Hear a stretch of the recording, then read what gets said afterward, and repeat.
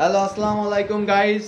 আমরা আবারও চলে আসলাম খ্যাতই বিখ্যাত ডাক্তার এমবিবিএস শরীফদিক শিকদার ডিজে। ঠিক তো স্যার? হ্যাঁ, স্যার আসসালামু আলাইকুম। ওয়ালাইকুম আসসালাম ওয়া রাহমাতুল্লাহি ওয়া বারাকাতুহু। স্যার আমরা আবারও চলে আসলাম আপনার কাছে। আপনার কিছু কথাপক্ষ আমরা জানতে চাচ্ছি।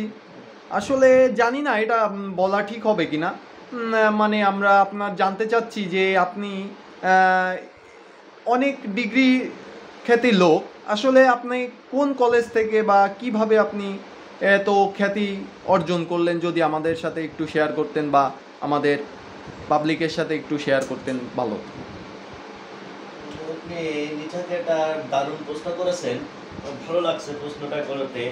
আমি ভাবছিলাম যে এই বিষয়টার পরে আমি একটা কথা বলতে চাইছিলাম, কিন্তু বাংলাদেশের সর্বপ্রথম যখন হচ্ছে কিনা আপনার এই ভাষা আন্দোলন শুরু হয়, জি জি, সেটা কিন্তু যশোর থেকে। যশোর থেকে। হ্যাঁ, ভাষা আন্দোলন যখন শুরু হয় আমাদের যশোর MM কলেজ থেকে শুরু হয়। আমরা আমরা তো 1947 সালের থেকে মনে করেন যে এইসব আন্দোলনের সাথে জড়িত।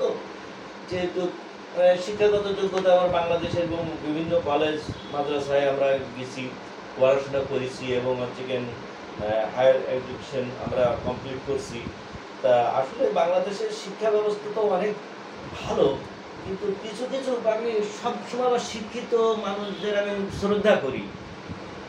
শিক্ষিত মানুষদের আমি শ্রদ্ধা করি এবং আমি খুব মানিও। কিন্তু আমি এই শিক্ষিতদের 3 ক্যাটাগরিতে ভাগ করি।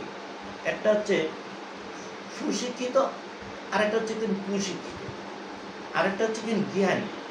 এরাও শিক্ষিত, যে যারা মনে করেন যে আমাদের মা বাবা আত্মীয় স্বজন যারা সভ্য এবং তারা যে কথাগুলো বলে এটাও কিন্তু শিক্ষার ভিতরে পড়ে। তা মনে করেন যে মা বাবা যে শিক্ষাটা দেয় সেটা হচ্ছে নৈতিক শিক্ষা, আর শিক্ষকরা যেটা দেয় সেটা হচ্ছে পুঁথিগত শিক্ষা। আর অরিজিনালি যারা জ্ঞানী, যারা সুশিক্ষিত, তারা সবসময় যদি মানুষ এবং দেশের প্রত্যেকটা মানুষেরই কল্যাণ চায় এবং সবসময় যদি সুন্দর কথা বলে। দেখবেন যে এই মানুষগুলো বেশি বেশি মানুষের কাছে প্রিয় হয় না, খুব কালারফুল হয়। আর যারা কুশিক্ষিত, মানে কুশিক্ষিতর ভিতরে আপনি কিরকম মনে করেন যে যারা মনে করেন যে কথা দিয়ে কিন্তু কথা রাখে না, এগুলো আপনার কুশিক্ষিতর ভিতর পড়ে। মানে একটা মানুষকে একটা কথা দেবে, এটা লিখে নিল আপনার কাছ থেকে, লিখিত নিয়ে নিল, নিয়ে সেই কথাটাই ওরা ঘুরাই দেবে। আপনি যতক্ষণ মুখ দিয়ে বলবেন আপনার কাজ করবে, কিন্তু যখনই লিখিত নেবে দেখবেন যে সব ওদের পক্ষে লিখে করবে।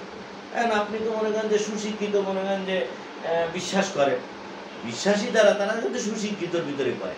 জি জি জি, শিক্ষার ভিতরে 3টে ক্যাটাগরি আছে, একটা হচ্ছে সুশিক্ষিত, আর একটা হচ্ছে কুশিক্ষিত।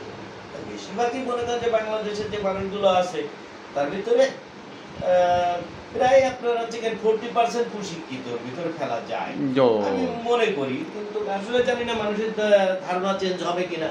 হয়তো আমার এই ভিডিওটা দেখে অনেকে রাগও হতে পারে, কারণ কিছু কিছু মানুষ আমি তো দেখেছি, নিজে চোখেই দেখেছি, যেহেতু মনে করেন এগুলো বলা যায় যে আসলে এদের ভাষাগত দিকটা দেখলে বোঝা যায় যে সভ্য, সুন্দর এবং সুশীল ভাষা ব্যবহার করে এটা ঠিক আপনার কাছ থেকে আপনার ওদের শান্তিটা ঠিকই উদ্ধার করে নেবে। এটাই হচ্ছে কিন্তু কুশিক্ষিতদের কাজ।